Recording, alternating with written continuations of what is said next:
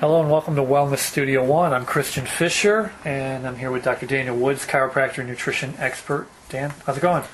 Pretty good, Christian. How are you doing today? Good. Thank you for joining us today, you guys. We're going to talk today about weight loss. Weight loss and fitness. What to do about them, what to look for, and how can you optimize your experience with those things and continue with the success. A lot of the times we adopt a program and they do well for us for a time, but we don't stick with it. What causes that? How do we get to that point? Why can't we find a nice happy medium and just continue with it? Just stay motivated. Right, stay motivated, keep the good results. And a lot of it comes down to nutrition and neural system health. Some people get results and then give up. You'd think that people would lose their motivation because they don't think it's working. What they're doing is working, but sometimes they do get results, and then you just stop anyway. The worst tragedy is talking with somebody, and then they say that they're unable to do it before they even know what it is, or they say that they can't afford it before they even know what the price is, or anything. I just find it really interesting that people would rather just continue with a lifestyle that's not working for them, and when they feel they come close to something that's going to help them, without even knowing anything more, they kind of displace that opportunity. That's the worst tragedy. The person's success relies mostly, for those who do continue and partake in self-improvement, relies heavily on nutrition and neural system health, and they're both very intimate related, and people don't really think of right off the bat how their neural system is connected with nutrition. But we're usually thinking digestion or energy and all this stuff. But there is a intimate link between the neurology of the body and the nutrition that you take in. So if somebody wants to lose weight and they want it to stay off, because they just want to look better, they want to be fit, healthier, where do they start?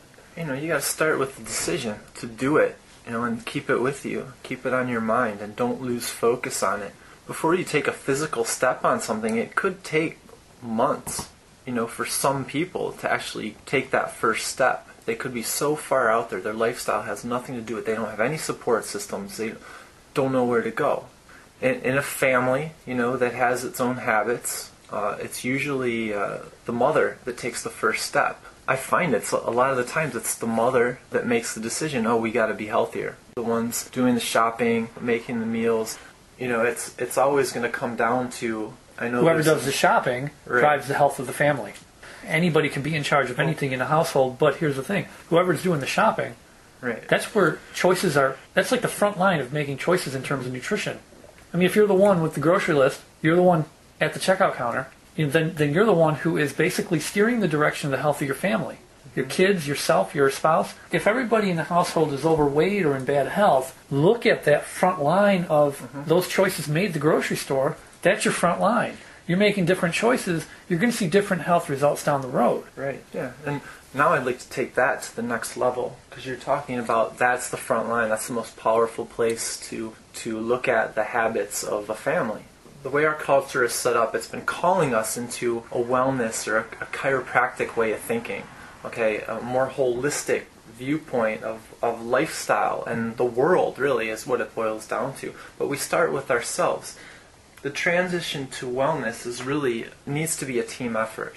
So the mother's making the first step, and then that kind of starts to bleed out into the family. Every time, it's going to eventually need to be picked up by other members of the family for it to have a long-lasting process, We need to spend more time in the kitchen. We need to have more family time with wellness. We need to build more of a culture around connection and responsibility rather than convenience and something else. And detachment, really. Detachment. And what is that? Detachment. I was thinking, like, in terms of basically, you're saying connection, coming together as a family and making decisions together in terms of health choices, right? Mm-hmm. As opposed to the opposite of basically everybody just fend for yourself. Which tends to be the case in a lot of families. It's you got one person in the family who might be eating healthier than another. No one's really getting in anybody else's business about what to eat. But then again, of course, then you've got somebody who's suffering from a chronic illness and someone who's actually beating an illness in the same household. So, I mean, more communication brings the family together, and it keeps the family unit healthy. Yeah, it's a little push and pull on both. There is independence within the family, but there needs to be togetherness there. And what I'm proposing is, why can't we have at least one meal a day where the family's involved, at least in making decisions with the preparation, or even in being involved in the preparation. And most kids of a certain age can cut something or wash something. Even a little child can be involved. They can have their play kitchen right next to your kitchen and talk back and forth and communicate that way. If you can have one meal as a family every day, just one meal, that one meal is actually a place where you can control the nutrition for the whole family. I mean, that's the place where everybody comes together and they're eating well. It's almost like the start. I mean, and then as it goes on, maybe better choices come out of that mealtime together. But that's a point of power, really. It is a point of power, actually, but it's also a point of empower. It's a point of empowerment. You feel empowered as a result of power. So they are together there, and that will add to it. And a lot of people out there listening, yeah, right. We have one meal a day with the family. I don't even see some of my kids for 3 days. But that's my point. Okay, my point is, what is the kid eating? They're out there, and the parents not even aware of this. They just send them out there. This happens very frequently. Parents will actually come to me and say, "How can I improve my child?" I said, "Well, you got to help them eat. How do I improve what they eat?" And I say, let's start here. What do they eat? I don't know. They don't even know. There's no control. There's no connection there. There's no power with that. It's not a manipulative power. It's a caring power. The power that it's power that creates rather than dominates and controls. Right. There's no power in the basic lifestyle of most American families, and we need to bring this back to a focus. So we have an obesity problem in the United States. We absolutely do.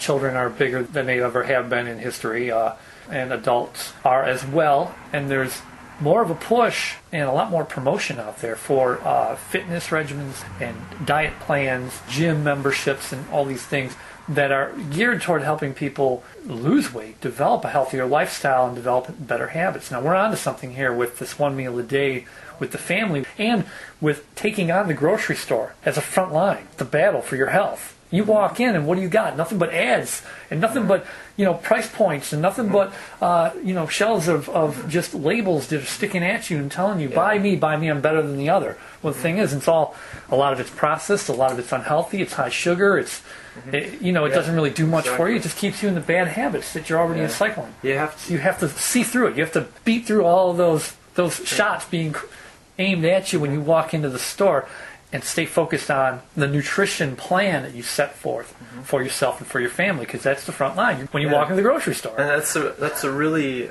great way to look at it too, or a novel way to look at it is it's a battleground. And at first it really does seem that way. First you need to be aware that you are bombarded by ads around every corner, every commercial, on TV, every sign, even the things that you don't consciously ingest. Your eyes glance over them. It goes into your brain, and then you become accountable for that. Whether it's a subconscious motion later, like, why did I buy this product? Probably because you could literally have seen it on a bus like 7 times on your way over, passing you. That's how it works, and that's done by design, okay? So it does feel like a battleground at first, but when we get to the point, we train ourselves to entrain to a different way of thinking. And let me explain what an entrainment is, okay? And the difference between training. Training is like something that we would do with a dog. Train them to go to the bathroom in certain places, eat in certain places, be nice to us. To obey, basically. Right, to obey. And that's what it takes at the beginning, because there's such a need for discipline when we make this choice. And it is difficult. Having an alliance with somebody that knows how to do this is very, very helpful, okay? We train to entrain. And what an entrainment is more of a natural attunement, kind of like a couple examples of an entrainment would be how a school of fish operates. If one fish turns, the whole school turns. Okay, that's like they all entrain. They're entrained to each other. Another example is how geese form the arrow in the sky. They entrain to each other. That's an entrainment, and nature has a million of these examples. That's what we have to train to get to that entrainment. So when we do walk into these stores, it's like a dance. We don't even see these ads anymore. You can get to the point where that's not even a thing in your life to even have to cut through. This is like, everything else is chaos around you. You've got this pure focus, in time that you've trained yourself to have. And it is a focus, and you will meet people in your path of training towards the entrainment.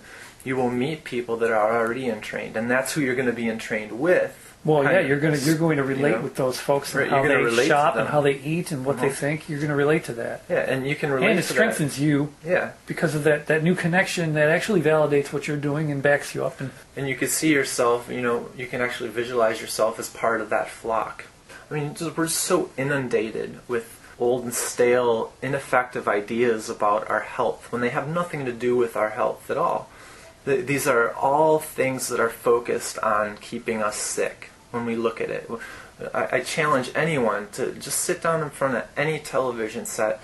You don't even have to wait for commercials anymore. The ads are even in the background of all these, we're like all the shows we watch, most of them are long commercials, okay? Or they create a stress response in the body that makes you want to crave a certain food, and then they throw the food up on the commercial, right? Yeah, exactly. There's psychological elements to the advertising, definitely. And it's only been in the last decade or so since they've included drugs as part of. They were unable to advertise medicinals up until a decade or a little over a decade ago, and since then it's just been all over the media, and to me that's unacceptable, and it's not getting any better. It's just more and more and more, and people are trained to think that their health is a symptom-based pathway, and it's very dangerous. Like, I'm going to wait for this pain to come before I even seek help, and then in the meantime I'll just treat myself like undisciplined piece of garbage. And but hey, it's okay though, because these ads are everywhere. The sugar foods, the thing is, fat foods, the pizzas. You're talking about making alliances with people who are like-minded in terms of making better, healthier choices. Well, you need that, I think, because without that, the alliance you already have is with the advertisements and with the messages that come from all angles, already teaching you what to eat and how to think about your health and what medicines to go after and what you need and what they think you don't need. But you have to take more control of that. Now, I think so far there's a couple steps here that we've already covered in terms of losing weight, having a better, healthier lifestyle, and actually losing weight. And that's making better choices at the grocery store, having one meal a day at least with the family, where there's a lot of nutritional value and nutritional control there, right? That helps in like you said, in training yourself to stick to your guns, to stick to your focus in terms of making better choices and being there with the family to know what your kids are eating, know what your family's eating. This is a different message than what's out there if you think about. Most people say, you want to lose weight, just start exercising and eat less calories. We're actually talking about taking different steps here that lead to a more nutritious way of thinking about food. Absolutely, it's integral. Like we've said many times on the show, is you are what you eat, or your body is the bank account, for the fiscally minded. What you put in is what you get out. Okay, that's just the way it works. So that's a great place to start. There's a lot to take into consideration, especially today with all the neurological and physical stressors out there that we're bombarded with, just as much as the ads we were just talking about. Just the unseen chemicals and pollutants that we have built up in modern first world culture, and the attitudes that are supported by those toxic chemicals, the toxic attitudes. And there's a lot of toxic situations that we're continually exposed to. And it's also affecting our food chain, our nutritional food chain. It's very important to realize this, okay? And why it's so important to find a good concentrated source of natural, holistic vitamins and minerals and food, okay, to supplement with the diet, is organic or is local. I mean, your best shot is always local. I always say that. To shop local for your Whole Foods and things. The best you can do. Stuff. The best you can do really is local. We can get into that some other time, but I want to emphasize right now about it comes down to a healing, the healing ability of the body too.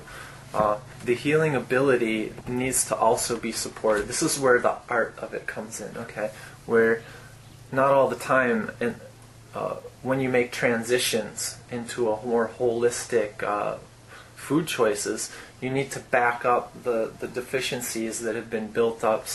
Most of the time, they're subclinical vitamin or mineral deficiencies causing you all these problems that are undiagnosable at this part, that turn to chronic illness later, or nowadays a lot sooner, or younger and younger, diabetes, cancer, heart disease. I don't need to go on about that. Right. But the healing abilities of the body, which would be, elimination channels, all these things, they're all stressed out by environmental toxins, and they also need to be addressed when in conjunction, or eventually they need to be addressed as you're making lifestyle changes with food. So food and exercise today will get you to a certain point, but if you want optimal health to reach that point, a lot of us are going to need, for an extended period of time, some whole food concentrate source, like, in other words, a supplement made from whole foods. Not to be confused with a nutraceutical from a drugstore, or like a ascorbic acid tablet. No, I'm talking about whole food concentrates. Like, you take a radish from the ground, and then you process it in a certain way that keeps the nutrients in it, and put it in a small tab, and it concentrates all the known and the unknown elements within that concentrated tablet or capsule, and it's like food. I take mine, I have it, I'm snacking on it, like a snack sometimes, and that's, you don't take it as in the frame of mind of like a drug or a pill. You take it as it's food, okay? Because that's what it is, and it's going to help back up these systems. It's going to help your body remove more toxins efficiently on a daily basis. It helps you as you make the transition. You don't always get all the antioxidants that your body requires at that moment, because you're in a transition phase. You're training to entrain, like we said earlier. Right. And through that training, you need some support. The body, with all the assaults coming on us, and the life stress, we need to replace that in a quicker, more effective way. So in a modern first world culture today, we need more concentrated food sources because of all the toxicity in the environment, and then coming into our lifestyles, it's affecting the whole food chain, whether it's organic, local, or anything. Okay, so it's going to take larger volumes, or we could just start, being very responsible and growing our own food in our backyard, which is also becoming more difficult as the world changes, today. But these are things. Well, that's difficult depending, especially on where you live and the property you have, and whether you really can do that or not. I mean, it's possible, of course, for anybody to learn how to do that, to grow their own food, but it's not always practical, especially if you live in a big city environment, or if you're an apartment dweller or something like that. But it is actually, once you reach a certain point in the entrainment, there's nothing more practical, regardless of living quarters. There's enough technology right today, and there's enough sharing going on over the internet. You can find, there's urban gardens, there's apartment gardens. What does it take to put a bowl of soaked mung beans out on your windowsill and grow some sprouts? That could be considered a great way to get some enzymes. A garden, that could be growing something. You can grow things in an apartment, and there's hydroponic systems, that we're aware of. There's all these things that you can do no matter what your situation. I know people in Vegas, and I have similar setups here, where there's not a whole lot of soil to go in people's backyards, so they just build beds, and they put soil within the built up, wooden, you know what I'm talking about, wooden garden beds, and they make them. So if that's what you want to do, you will find a way to do it. There's a way. I'm saying there's a way. No matter where. Yeah, you do have to find it. There's no excuse to And if you say, oh, I don't have time, then you're still training. You haven't gotten to the entrainment yet, and you need just to kind of pump up your faith a little bit and keep moving forward, because you will get to that point where it is a priority and everything else just falls away. And as the priorities changes and the improvements become more natural, you get used to it, and then you see very clearly why you chose to do this. We have an innate, inborn desire to want to feel better. Right. A lot of us don't have the tools, but they have a desire to do it, so they do with whatever is in their bounds to try to create what they have in line. But that's why we do the show, to get out there and tell people, like, yes, there's a way to do this. There's a way to feel better. There's a way to feel better on a more consistent basis and more a routine basis, without the need for sugar rushes and addictions and. Mm-hmm. Yeah.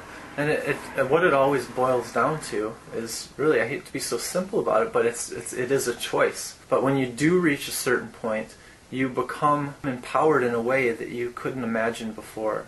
When you become responsible and you become unwavered, you become entrained, and you're moving within that element beyond your comfort zone, within the functional zone. You get signals from different places. Your body's receiving signals even within itself from different places than it never has before. It makes it so much easier to focus, but that's much further down the road. The easiest thing to do is why we always talk about food and diet, and then anyone will tell you that helps with these things is the best place to start is with, well, the easiest thing to do is start getting adjusted with a chiropractor that knows what I'm talking about. Not all chiropractors are aware of all this kind of thing with the diet. They're not always privy to it, but you find someone who is, and then you get yourself adjusted from a sound principled chiropractor who understands the inborn potential. Then you start cleaning up the diet. Find someone who can help you with that too. Clean up the diet first, then implement some specific supplementation to your needs, okay? And then move forward from there. Start creating your own entrainment, okay? Block out the ads, turn off the television, go out for a walk, spend time in nature. I know you teach about this too. Yep. Because you are more a part of what the world is providing in nature than you are what the TV's given you. Yeah. Okay? And TV, I don't care who you are, it does not relax you, even though you might think it is. Okay? Especially with all these LCD screens today, they tire out your eyes, they deplete your brain of minerals, they do all sorts of things that aren't very good. Too much of it, like anything, is unhealthy for you. And So if you watch it because there's some education value there's some shows you like to watch, there's some good times. It's fine in moderation. It's just the way that it is today. But when it's at the expense of your activities and your exercise and getting out and moving around more, eating better, and moving around more, when it's at the expense of that, you're going to get sick. That's just the way it's going to be. You're going to get sick. Your brain is going to slow down. Your mind's going to slow down. Your body's going to slow down. And what happens when you slow down too much? The lack of movement is death, right? Your body's not. You stop moving altogether. So the more you're active, the more active you are, the more alive you are. That's just a fact. Yeah, life is change, and if you don't embrace the change, then you won't have life there much longer. If you want to lose weight, that's what you do. Make better choices at the grocery store. Get your family together at least one meal a day, and make it nutritious, right? Yeah, make it real. Right. And train yourself so that you know what you want, you know what's best for you and your family, and all the ads and messages and all the influences that are trying to steer you away from that, it's all being blocked out. And then stay active, right? Mm-hmm. Dan, are you following me with this? I'm just summarizing what we talked about, but it's active, right? Stay active. The more active you are, the more alive you are. Yeah. Find a good chiropractor, including Dr. Dan here. And that's the thing with getting chiropractic adjustments, as we've said in other shows, it actually allows your body to have a better chance at healing itself too. So your adjustments open up those channels of healing, and then your nutrition and activity just builds and supports that. We didn't really touch base on it too much, but I'll just go over it really briefly. Is that there's a function of the neural system called the autonomic function, and when you dissect the word, Auto means self. It's a self-regulating system, okay? It's like the heartbeat, the digestion, all these things that you don't have to wake up in the morning and say, okay, liver, start working. It's just there, okay? That's called the autonomic function. That's always working in the body. Chiropractic adjustments work with that autonomic function. The autonomic function is what heals the body, okay? And I'll just keep it as that. That's why it's important to get your spine checked by a chiropractor that knows this, okay? Not just for, waiting for your back pain. Of course, it's a great place to start if you have back pain, but it's the only place to start as far as I'm concerned. But you should have your spine checked for subluxations on a regular basis, just to keep your neural system kind of pumping, your whole body's pumping. Let the body do what it needs to do. Get adjusted. Thanks for joining us, folks. You heard it. This is Wellness Studio One. Keep coming back if you like this information. We want you to keep listening, and we want you to put the stuff into action. If it works for you, if you feel it's going to work for you, do it. Where can they reach you? Well, my phone number is 716-352-6269, or you can email me at docempower@gmail, or any of the social medias. I have Mobile Chiropractic Wellness on Facebook. Then we have the Wellness Studio One page where you can ask us questions, and we'll get back to you there, whether it's in a private message or right on the wall. Yep. You guys know how that works. Yep. So I'm Christian Fisher. This is Dr. Daniel Woods, chiropractor and nutrition expert. Good night.